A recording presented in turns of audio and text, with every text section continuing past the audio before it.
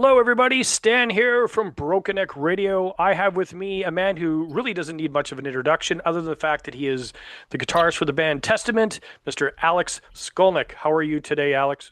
I'm good, Stanley. Thanks for having me. Oh no, it's an absolute honor, an absolute pleasure. Now, one of the main reasons why we're having this chat is, of course, you've got this tour coming up. You're about to kick off that March 14th tour in Portland, Oregon, with Correct. Overkill and Destruction. Now, that's a Mhm. full-on thrash package right there. What does it mean to Testament to be sharing the stage with bands that help define the genre from different corners of the world? Oh, it's a great feeling. We are longtime friends of both bands, and it's exciting. It's exciting that it's a genre of music that many thought would be written off, Mm-hmm. especially in the decade that followed, the 90s. Yeah. And it's still here, and we've outlasted a lot of bands from that next decade, and it could be argued we're doing some of our finest work. Mm-hmm. Mm-hmm. Now, this is like we just, this is a killer lineup. From a musician's point of view, does touring with bands such as Overkill and Destruction push Testament to raise the bar night after night? Um, yeah, I think so. Everybody's sort of at the top of their game, and I think everybody, we it's a I wouldn't say it's a competition, but we're all grateful to still be here and Mm-hmm. still be doing it and doing it well. And I don't think anybody wants to be the one that drops the ball.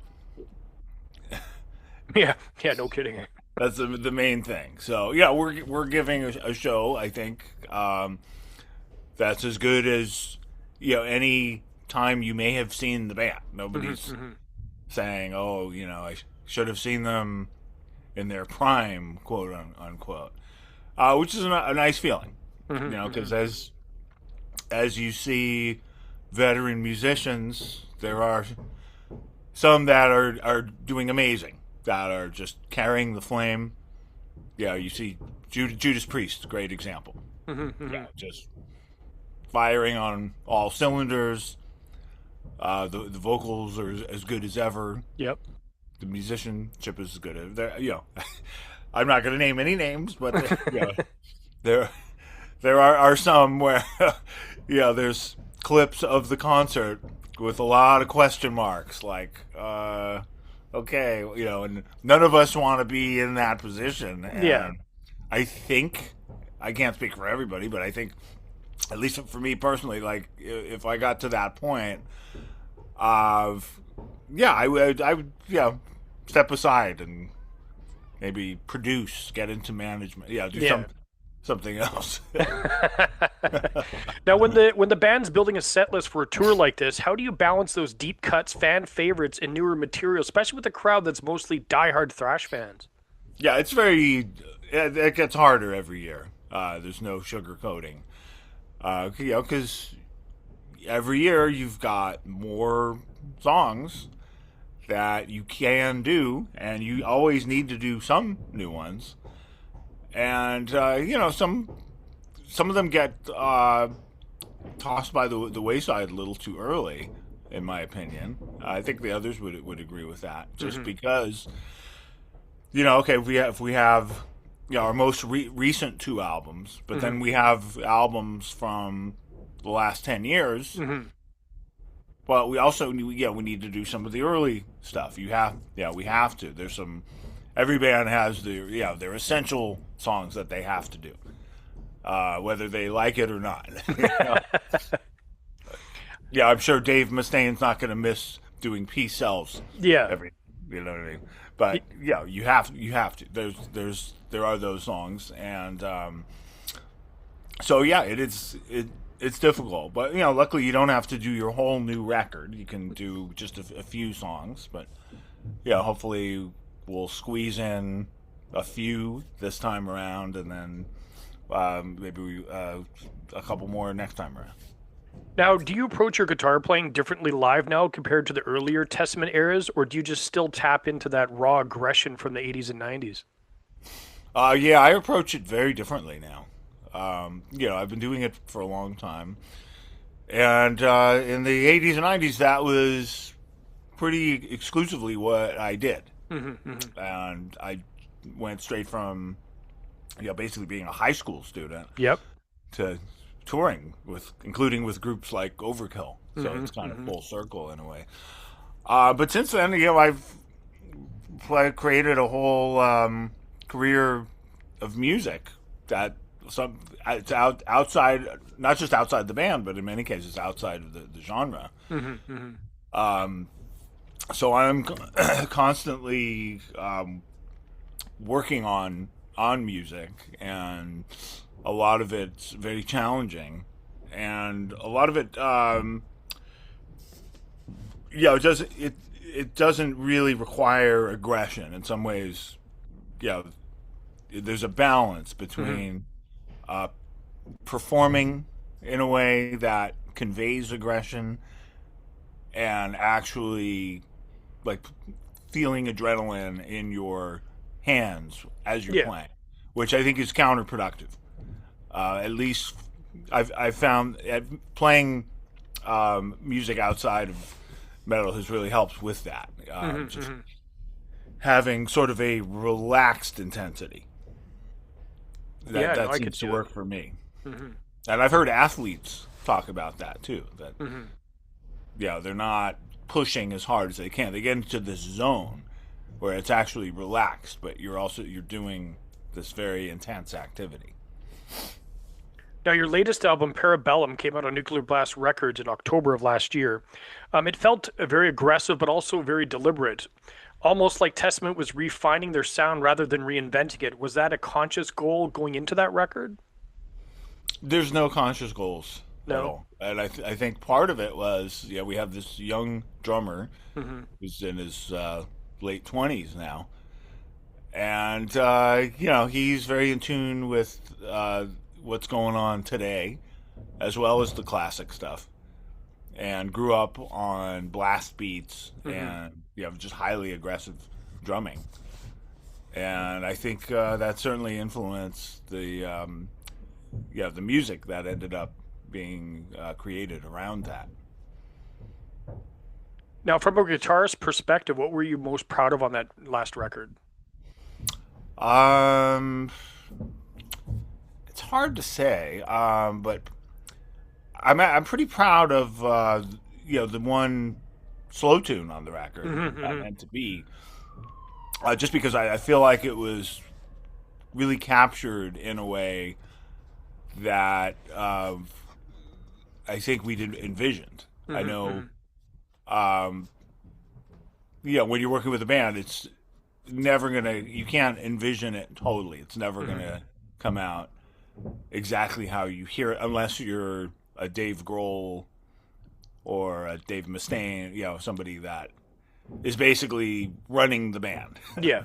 But when it's a collaborative effort, everybody's got to be comfortable. And I have to admit, it came out different. When I wrote my parts to the song, it was all in 3/4 time, like a waltz. So parts of it are. But Chuck wasn't comfortable singing in that time, and I wasn't sure how it was going to work. Yeah. But he took the part I had in 3 and did it in 4/4 time, and now I can't imagine it any other way. And absolutely. I just think it really came out great, from Eric's intro and the instrumental parts to the vocals to the string section. The guys were open to me bringing in a friend of mine who does strings for Evanescence, and sort of, more, he's worked for Coldplay, so more, I just said, if we could get this guy that does sort of, music on that level, just really visible, widely recognized music, I think it would be good for the song. It's not going to compromise what we're doing. It's not going to compromise how we play. And they were open to it. My friend's name is Dave Egger, just brilliant cellist, orchestrator, and it just added so much to a song. It's now we've got this very special song that kind of has the best of all the Testament slow tunes, has what everybody likes in those songs, but it also has this whole other element that we've never had before. That's yeah, like that song was great. I played it several times. It's on my playlist now, and yeah, it's a great song. Yeah, the whole album itself just let me Thank you. going, wow. I felt like a visceral punch to the face for me. They was just I loved it. It was a great album. You guys put Thank it, you. It goes many places, and yeah, it goes all over so the place. it's nice Um, to have that appreciation. Now back to piggyback on what you were saying about your other ventures. Now, you've always been known for bringing influences outside of traditional thrash, jazz, classical blues. Do those influences still sneak into the Testament material? Oh, they definitely sneak in there for Yeah. sure. There's always been a blues flavor behind my soloing. Hmm. I've always listened to players like B.B. King and Albert King and Freddie King. That's always been there. And even some of the rock players that I liked early on, like Michael Schenker Hmm. and Leslie West and Angus Young. I mean, you can hear the strong Hmm. blues rock element. But I also, I like the very technical players as well. When I first joined the band, my favorite player was Ingve. Hmm. But nowadays, I'm a big jazz aficionado, I guess you could say, and it's John Scofield, Hmm. George Benson, Pat Martino, some of the current players like Kurt Rosenwinkel and Giyad Hexman. But I don't try to make it too obvious. I study this type of playing outside the band. I work with musicians that are removed from metal. The most recent gig I did was with an organ group Hmm. in Los Angeles, Brian Charette Quartet, with organ and sax. The drummer Gary Novak, known for his work with Chick Corea, just a whole other thing. Hmm. And I like being able to bounce from somewhere a situation like that to uh, playing with Testament where it's loud and everything's on 10 and it's just a very specific sound. And Hmm. I'm sure doing this other music it affects my how some of my approaches for sure. It certainly gives me new ideas, Hmm. Hmm. especially when I'm coming up with riffs and solos. New resources to pull from. Absolutely, new shapes and rhythmic concepts that I might not have thought of otherwise. Now, when you look back at your early playing versus now, what's the biggest thing you've learned about restraint, phrasing, and serving that song? Um, well, I think speed has to have a purpose. Hmm. I think melody is more important. It's better to have a melody. You can have a great melody and sneak in some blisteringly fast licks, and it'll be more effective than just uh, going 500 miles an hour over the whole solo.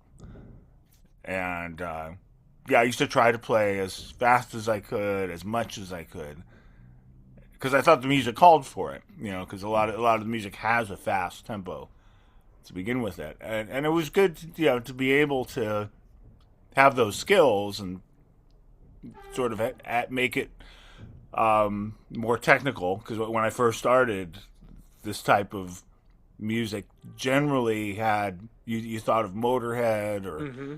early Slayer. It was almost like punkish garage rock Yep. playing. It wasn't known for its Yeah, technical you just went up there and just played virtuosity. 100 miles an hour, and Yeah, but since then you've had guys like Alexi Laiho, may he rest in peace. yes. Um, Brandon Ellis from Black Dahlia Murder, all the recent Megadeth guys. So it's become acceptable, but it was really pretty radical in the beginning Hmm. Hmm. Yeah. No. to do that. But so I think now I definitely approach it more compositionally. Now, piggybacking with what you said at the beginning, how it's still here, thrash metal, as has seen multiple generations of fans come and go. When you're on stage and you see younger fans in the pit, what goes through your mind? Um, it's Well, I'm glad I'm not there because, like all of us who who grew up with this music, we've aged out of it. We have, we got to protect our backs and our shins and our shoulders. But I'm glad somebody's out there doing it because it's for people that age, and we were that age. I was that age.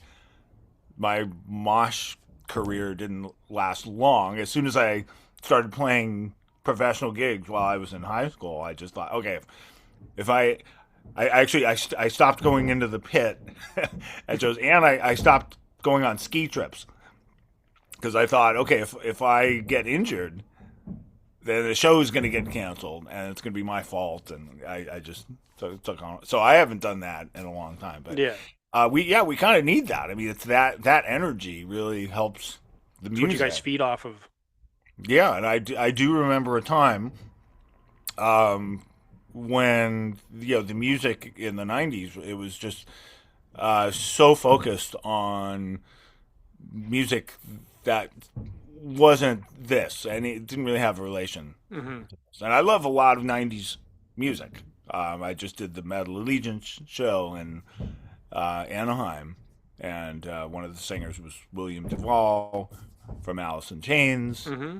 And we also did a tribute to Chris Cornell. Mm-hmm. And, I'm a huge fan of that music, but I wasn't happy with how the music industry sort of threw the baby out with the bathwater. Yes. Yep. Suddenly, No, absolutely. long hair, bad. Mm-hmm. Guitar solos, bad.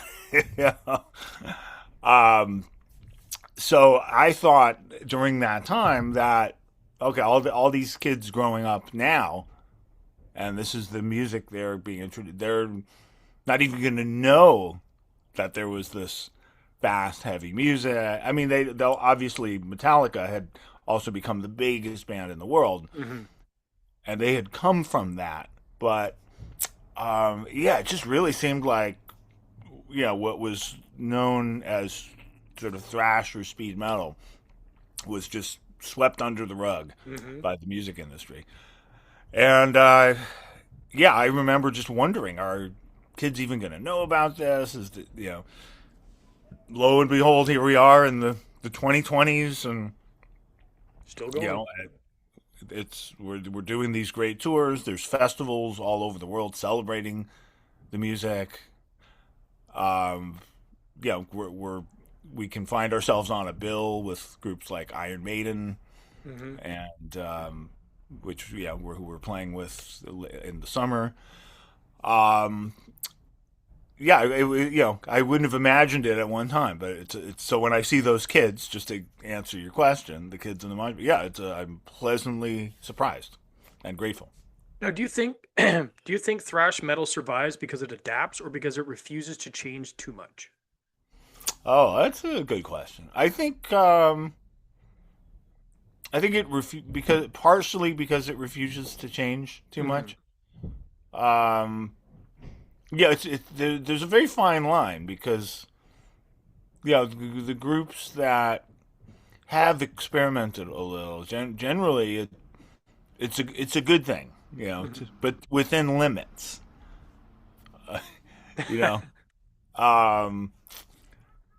It's fun. It's fun. It's hard to think of examples, but I've heard there's a lot of people revisiting the Slayer album, Diabolus and Musica, and it holds up a lot better than you would think. Oh, it does. Absolutely. I agree. So I think more people would agree with that than not. And even the Testament record, the Ritual, that has what's are considered some essential Testament songs. Mm-hmm. Even though it was a very kind of melodic, slow record at that. Not even a slow record, but just it wasn't a blistering. It didn't have any blistering tempos. Yeah, it's one of those in things retrospect, I think if we just had one 300-mile-an-hour song, problem solved. But Now, for someone coming to this tour who's never seen Testament live before, what should they expect walking out of the venue that night? Everybody who's never seen the band before always remarks that what a great time they have. And it's a bit ironic because the music always talked about dark subject matter, which is a tradition in heavy metal, dating back to Black Sabbath. Hmm. So no secret there. But also just there's just so much to escape from in reality right now. I mean, the world has become like a heavy metal song or a heavy metal album cover right now. So people remark how it's a great escape and it's a good time. The energy is good, and I think I think if even if this type of music's not your thing, it's contagious. You can't help but enjoy the show. Now, what keeps Testament hungry all these years? It's a good question. I think in the early days we were all sort of young and flying by the seat of our pants, and none of us had leadership skills or production skills. We were all like learning as we go. Hmm. Um, other bands can, be lucky if you have like a Lars or Hmm. somebody that has bona fide skills for just getting people together and giving direction. And we didn't really have that, and I think we learned a lot of things along the way. But all these years later, having done enough albums and enough tours, we just sort of we know we know what we want. We know we have a better idea of what makes sense, and we know how to get it right.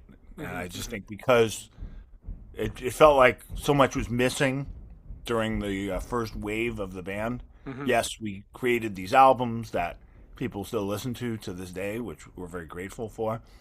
But you could talk to Chuck and Eric. I'm sure they would tell you decisions that might not have been the best decisions and business moves that might not have been better. So, we never had this, introduction to the world and then sudden success. We never had that. So I think there's always been a hunger, and there's always new levels to unlock.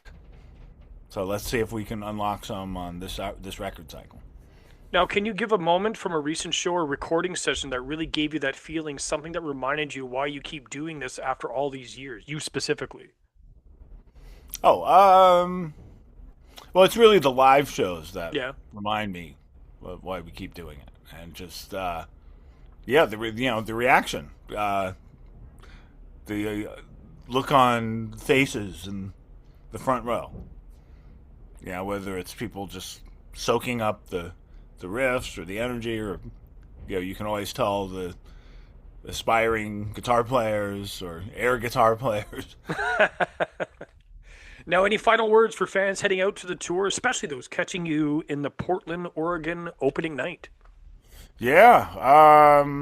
We're excited. We're excited to start this new cycle, and Portland's always a great place to kick things off. I was just there with my jazz trio and Hmm. had a full house, and it was great. And we're it's gonna be a great time, and you're not gonna want to miss it. Awesome. Well, thanks, Alex. Again, their album Parabellum came out in October of 2025 on Nuclear Blast Records. You can grab that on their website. Thanks, Alex. It's been a great, You're absolute welcome. pleasure. Thanks,